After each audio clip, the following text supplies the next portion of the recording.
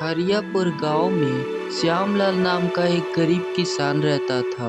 श्यामलाल हर सुबह अपने खेतों में काम के लिए जाता था। एक दिन श्यामलाल अपने खेत में पहुंचा और अपना काम करने लगा। कुछ ही समय में उसका काम खत्म हो गया। हर दिन की तरह आज भी मेरा काम बहुत जल्दी खत्म हो गया और अभी तो आधा दिन बचा है। अब मैं क्या करूँगा? ऐसे ही खाली बैठना मुझे अच्छा नहीं लगता। श्यामलाल के पास सिर्फ थोड़े से ही खेत हैं, इसलिए उसका काम बहुत जल्दी खत्म हो जाता है।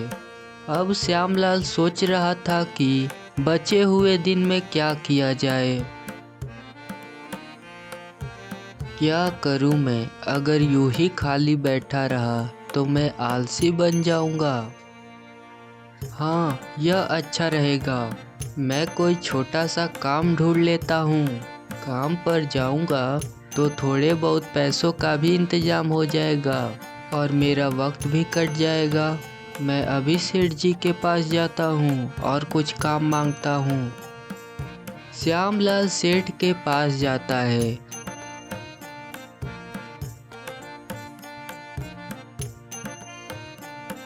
और उनसे कुछ काम मांगता है। श्यामलाल, अच्छी बात है कि तुम अपने खाली समय में कुछ काम करना चाहते हो। हमें कभी भी अपने आप को खाली नहीं रखना चाहिए, नहीं तो हमारा मन इधर उधर भटकता रहता है। कल से तुम अपना काम खत्म करके मेरे खेत में काम करने आ जाया करना। मैं तुम्हें इसके पैसे दूंगा। ठीक है सेठ जी, अब मैं चलता हूँ। दूसरे दिन श्यामलाल अपने खेत का काम खत्म करता है और सेठ जी के खेत की ओर चल देता है। वहां पहुंचकर श्यामलाल जुताई का काम शुरू कर देता है। अरे श्यामलाल, चलो, अब शाम हो रही है, घर नहीं जाना है क्या? हाँ सेठ जी, आप लोग चले जाओ, अभी थोड़ी सी ही जुताई बाकी है, उतनी पूरी कर लेता हूँ, फिर मैं भी घर चला जाऊँगा। ठीक है, तुम जल्दी घर चले जाना। सेठ और बाकी गांव वाले घर चले गए। अब श्यामलाल अकेला ही खेत में जुताई कर रहा था।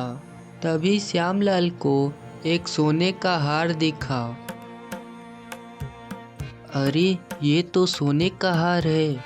लगता है यह बहुत महंगा है। ये अगर किसी को मिल जाए तो उसे जिंदगी भर काम करने की जरूरत न पड़े। लेकिन ये हार किसका हो सकता है?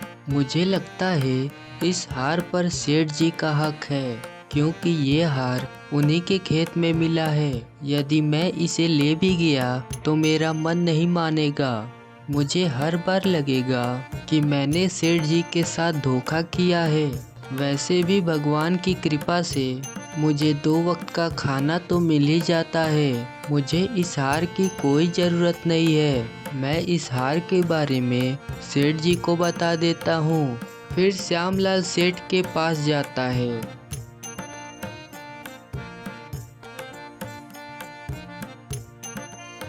और हार के बारे में बताता है। सेठ जब हार देखता है तो वो भी चकित हो जाता है। अरे श्यामलाल, ये तो मेरी दादी का हार है। मेरी दादी अपना धन और गहने जमीन में गाड़ा करती थी। मैंने कितनी बार इस हार को ढूंढने की कोशिश की पर मुझे यह नहीं मिला। तुम महान हो श्यामलाल, इतना महंगा हार देखकर भी तुम्हारे मन में लालच नहीं आया। मैं इस धन का क्या करता सेठ जी? वैसे भी ये आपकी संपत्ति है। यदि मैं इसे ले जाता तो ये आपके साथ धोखा होता और मैं किसी के साथ धोखा नहीं कर सकता। और वैसे भी आप गांव के लोगों की कितना सेवा करते हो। इस हार की असली ज़रूरत आपको ही है।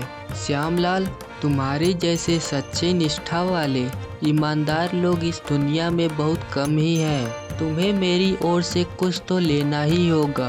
आज से मैं अपना एक खेत तुम्हारे नाम करता हूँ। तुमने मुझे ये हार दिलवाया, इसलिए मैं तुम्हें खेत नहीं दे रहा हूँ, बल्कि मैं तुम्हें खेत इसलिए दे रहा हूँ क्योंकि मैं तुम्हारी ईमानदारी और सच्चाई से बहुत प्रसन्न हूँ। आपका बहुत बहुत शुक्रिया सेठ जी। तो दोस्तों, अगर आपको यह कहानी अच्छी लगी तो वीडियो को लाइक करके चैनल को सब्सक्राइब कर दें। मिलते हैं आपसे एक और नई कहानी के साथ।